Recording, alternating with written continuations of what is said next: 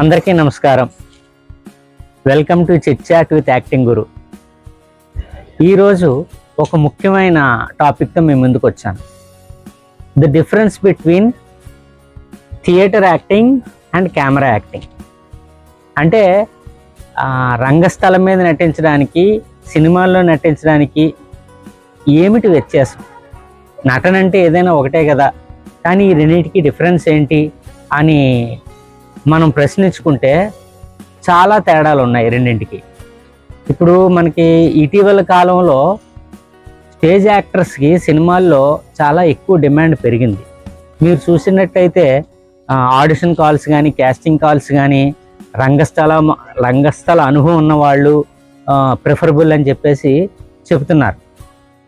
అయితే stage acting చేసిన వాళ్ళు సినిమాలలో బాగా సక్సెస్ అయిన సందర్భాలు, తర్వాత చాలా ఎక్కువగా మంచి పేరు ప్రఖ్యాతులు తెచ్చుకున్న సందర్భాలు చాలా ఉన్నాయి. మనం ఈ బాలీవుడ్లో కానీ, కోలీవుడ్లో కానీ, టాలీవుడ్లో కానీ మనం అబ్జర్వ్ చేసినట్లయితే మనకి ఈ విషయం అర్థమవుతుంది. అయితే ఆర్టిస్ట్ అన్నవాడు, అంటే ఇక్కడ స్టేజ్ ఆర్టిస్ట్ అయినా సరే, సినిమాల కోసం కెమెరా కోసం చేసే ఆర్టిస్ట్ అయినా సరే, ఈ రెండింటి మధ్య వ్యత్యాసం ఏంటి అన్న విషయం మీద నాలెడ్జ్ ఉండుంటే వాళ్ళు డెఫినెట్గా ఏ రంగంలోనైనా, అంటే ఇటు స్టేజ్ పైన అటు సినిమాల కోసమైనా సరే బాగా రాణించగలుగుతారు. అయితే స్టేజ్ ఎక్స్పీరియన్స్ ఉండి ఫేమస్ ఆర్టిస్ట్ అయిన వాళ్ళు ఈ ఫిల్మ్ ఇండస్ట్రీలో ఎంతమంది ఉన్నారు అనేది ఇప్పుడు మనం జస్ట్ ఒక లుక్ వేద్దాము. ఇప్పుడు తెలుగు ఇండస్ట్రీలో రంగస్థలం మీద బాగా పర్ఫార్మెన్స్లు ఇచ్చి సినిమాల్లో గొప్ప పేరు ప్రఖ్యాతులు తెచ్చుకున్నాం కొంతమంది ఆర్టిస్టుల గురించి ఇప్పుడు మనం చెప్పుకున్నాం. ఉదాహరణకి ఎస్వి రంగారావు గారు, గుమ్మడి వెంకటేశ్వరరావు గారు, కైకాల సత్యనారాయణ గారు, రావు గోపాలరావు గారు, గొల్లపూడి గారు ఉన్నారు కదా ఆయన, నూతన్ ప్రసాద్ గారు, అలాగే కోట శ్రీనివాసరావు గారు, మిశ్రు గారు, తనికెళ్ళ భరణి గారు, పోసాని కృష్ణమురళి, రవిశంకర్, తర్వాత బ్రహ్మానందం గారు, ఏవిఎస్ గారు, ఇంకా కన్నడ నుంచి గిరీష్ కర్నాడ్ చాలా ఫేమస్. ఆయన మన తెలుగు ఇండస్ట్రీలో చాలామంది సుపరిచితులు. ఇలాంటి వాళ్ళందరూ కూడా థియేటర్ మీద ఎంతో పర్ఫార్మెన్స్లు ఇచ్చి సినిమా రంగంలో అత్యంత పేరు ప్రఖ్యాతులు తెచ్చుకున్న ఆర్టిస్టులు. ఇక తమిళ ఇండస్ట్రీకి వెళ్ళినట్లయితే కొంతమంది ఎంతమంది ఉన్నారో కొన్ని ఎగ్జాంపుల్ మనం తెలుసుకుందాం. Sivaji Ganesan garu, MS Krishnan, MR Radha, SV Subbaiah garu, major Sundarrajan, Kamal Haasan garu, Nassar garu, Delhi Ganesh, CR Srinivasan, R Prathiban, Pasupathi, Rohini, Mouli, crazy Mohan, Madhavan, Siddharth, Vijay Sethupathi, ఇలాగా చెప్పుకుంటే ఎంతోమంది ఉన్నారు. బేసిక్గా వీళ్ళందరూ కూడా థియేటర్ అనుభవం ఉన్నవాళ్లే కాబట్టే ఫిల్మ్ ఇండస్ట్రీలో బాగా పేరు ప్రఖ్యాతులు తెచ్చుకోగలిగారని నా ఒపీనియన్.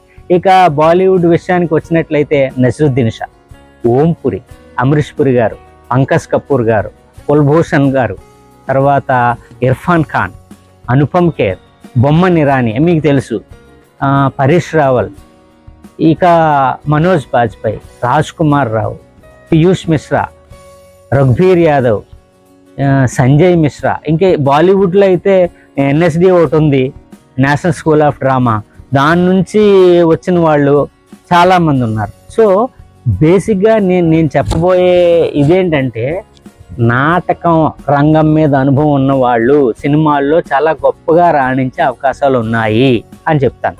ఇప్పుడు అలాగే కేవలం నాటకం అనుభవం ఉన్న వాళ్ళేనండి సినిమాల్లో చాలా సూపర్ సక్సెస్ అయింది, మిగతా వాళ్ళు లేరా?